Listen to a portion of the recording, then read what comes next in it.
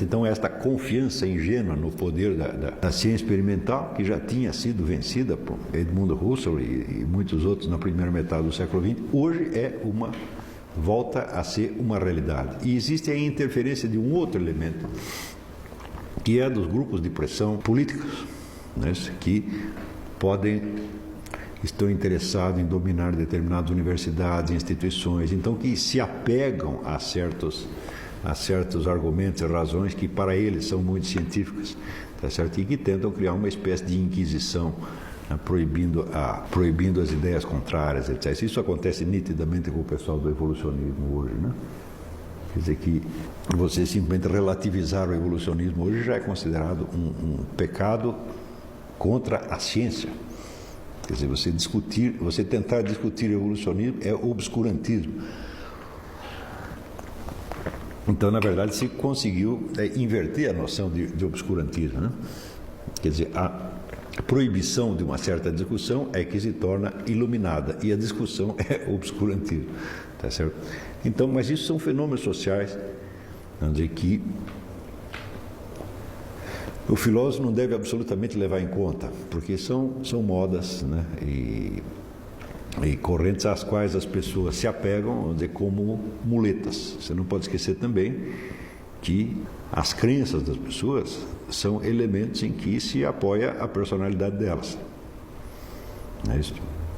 Então, às vezes você não pode impugnar uma ideia, porque é como você tirar um dos pilares em que se assenta uma personalidade vacilante. Então aquilo se torna uma espécie de agressão psicológica, né?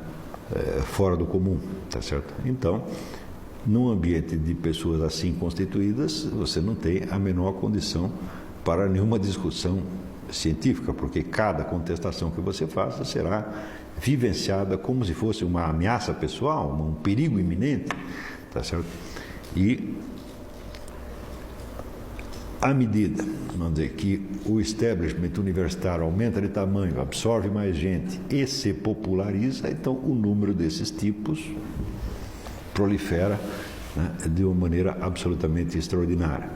Então, se você pegar o que é uma mente produzida por uma universidade hoje, é um indivíduo que se apegou a 2 ou 3 crenças perfeitamente idiotas, mas que se identificou profundamente com elas, e que as defende de unhas e dentes, tá certo? Que às vezes nem as defende, porque considera que não existe sequer a possibilidade do ataque, né? Ele apenas se apega àquilo e nem sequer se lembraria de argumentar a favor, porque não precisa. Para ele aquilo são verdades tão evidentes e não podem ser questionadas, né?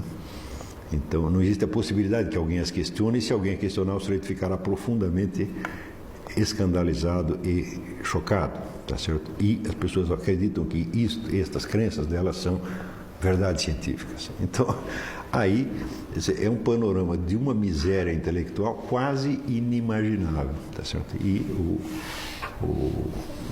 o grosso da população universitária hoje é constituída destas pessoas. Então, não é necessário dizer que o ensino universitário, que foi feito para criar uma elite de pessoas eruditas, se transformou exatamente no contrário, se transformou, vamos dizer, numa usina popular, né, de crentes, tá certo?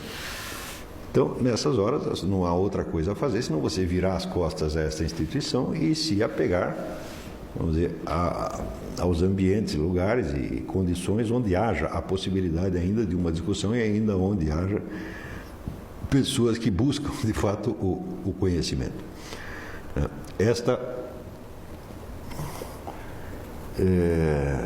Este panorama não deixa de ser aterrador, porque você tem massas de fanáticos, tá certo? Como nunca houve, fanáticos e imbecis como nunca houve no mundo, tá certo? Só que eles são diferentes das massas de fanáticos de outras épocas. Por quê? Porque agora eles têm uma legitimação acadêmica e eles acham que sabem alguma coisa, não é isso? Quer dizer, o sujeito